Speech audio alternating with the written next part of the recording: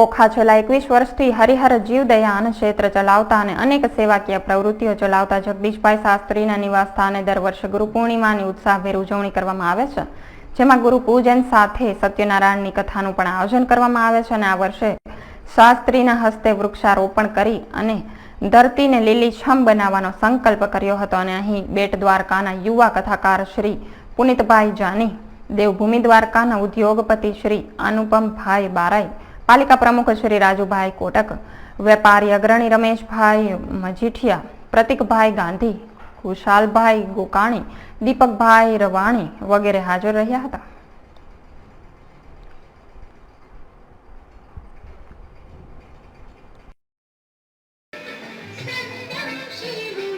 આજે પરમ પવિત્ર પાવન એવો ગુરુ પૂર્ણિમાનો ઉત્સવ છે. વેદ વ્યાસ ભગવાનનો આજે જન્મદિવસ છે. એ આ પાવન ઉત્સવ નિમિત્તે અહીં મારા ગુરુજી શ્રી જગદીશભાઈ શાસ્ત્રીજી દર વર્ષની જેમ આ વર્ષે પણ ગુરુ પૂનમનું ગુરુજીનું પૂજન અને સત્યનારાયણ ભગવાનની કથા વગેરે પૂજન આજે કર્યું છે. એ નિમિત્તે આજે આપણે થોડું ગુરુ વિશે જાણીએ.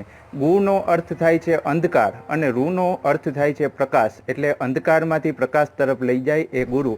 પણ ગુરુની વર્ષા ઋતુનું મહાન આગમન અને ગુરુ પૂનમની મહાપૂજા એટલે આપણે આ હરિયાળી ધરતીને હરિયાળી બનાવીએ અને જીવદયાનો મારા જીવનમાં મહામંત્ર છે. એટલે અનેક જીવોમાં નારાયણ સમાયેલ છે, એવા વૃક્ષોમાં પણ નારાયણ સમાયેલ છે. તો અત્યારે અમારા શ્રી જિલ્લા અધ્યક્ષ, ઉપાધ્યક્ષ અને મહામંત્રી પ્રતિકભાઈ, અનુપમભાઈ, રમેશભાઈ મજીઠિયા હનુમાન દાંડી, તેમજ આપણા દીપકભાઈ રેલવે સલાહકાર સમિતિ, આ બધા જ અત્રે પધાર્યા છે. ખુશાલભાઈ ટ્રાવેલ્સ એજન્ટ, તેમજ આપણા નિશ્ચલભાઈ, તેમજ આપણા જગદીશભાઈ, બધા જ અત્યારે પધાર્યા છે, કમલેશભાઈને. તો અત્યારે સાથે અમારા પુનિતભાઈ શાસ્ત્રી, જે બેટના મહાન વિદ્વતા અને જે કેશવરાય મંદિરના મહાન પૂજારી શ્રી એવા